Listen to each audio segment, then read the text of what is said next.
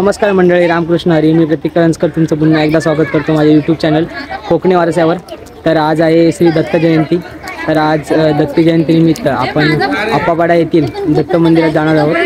तर तेथील वातावरण आणि आजूबाजूचा परिसर खूप छान आहे आणि मोठं असं मंदिर आहे. तर चला मित्रांनो, दाखवतो तुम्हाला मंदिर. आणि आता आपण मंदिराच्या दिशेने जात आहोत. तर बाकीचे सर्व जे मंडळी आहेत ते तिकडे जातात आणि अशी दत्त जयंतीनिमित्त सगळीकडे अशी खेळणी लावण्यात येतात.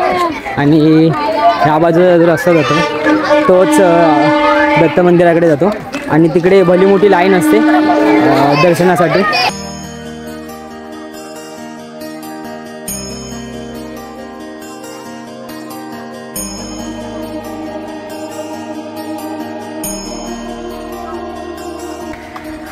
तर एक वरच्या बाजूने रस्ता आहे आणि एक हा इथून जो सरळ जातो ना तो एक रस्ता आहे. तर आपण या बाजून जातो.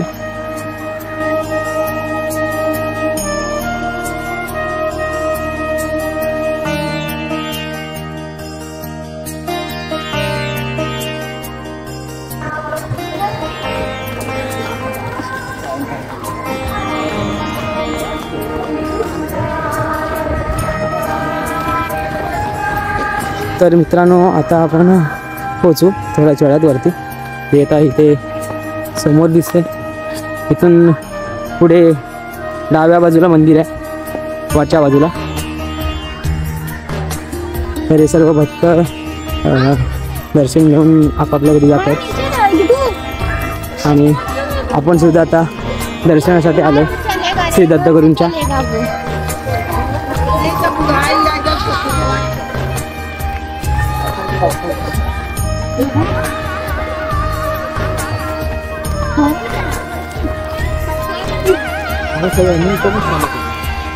तर या बाजूला लाईन लागते दर्शनासाठी.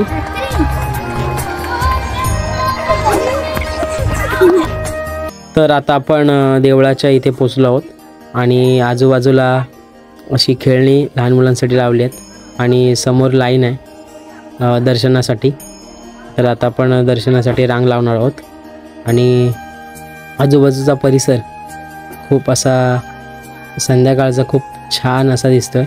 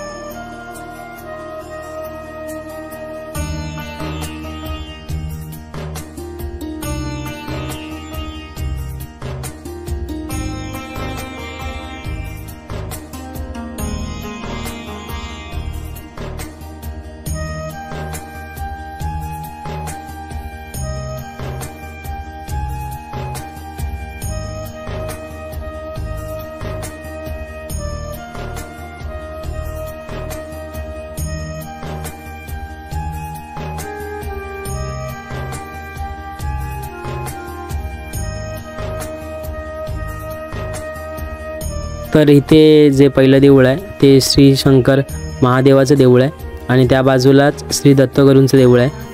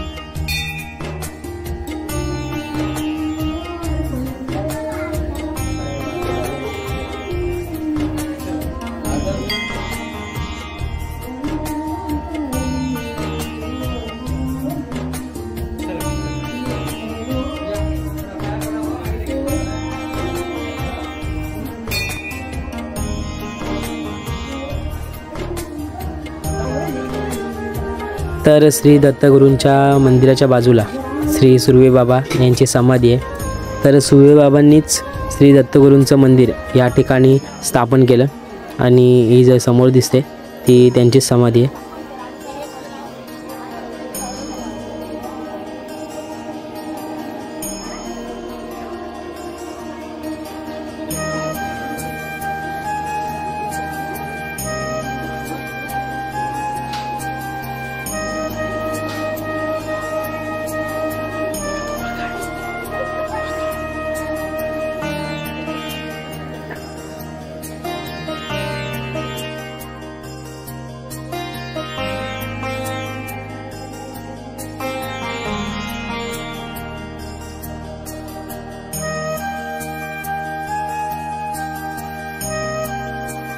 तर समोर दत्तगुरूंची पालखी आहे।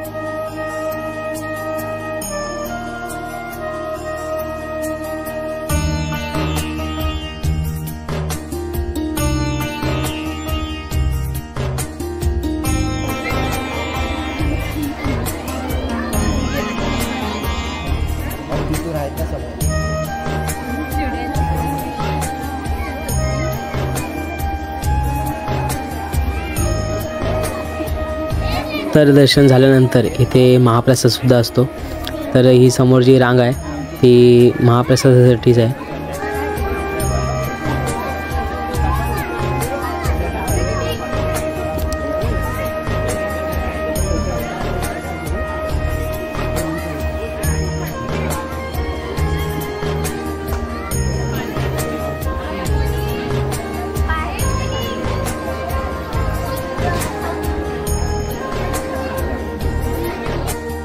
तर हे जे समोर घर आहे ते सुर्वेबाबांचं घर आहे आणि त्यांची आताची पिढी खूप मोठ्या उत्साहाने आणि आनंदाने श्री दत्त जयंती दरवर्षी साजरी करतात।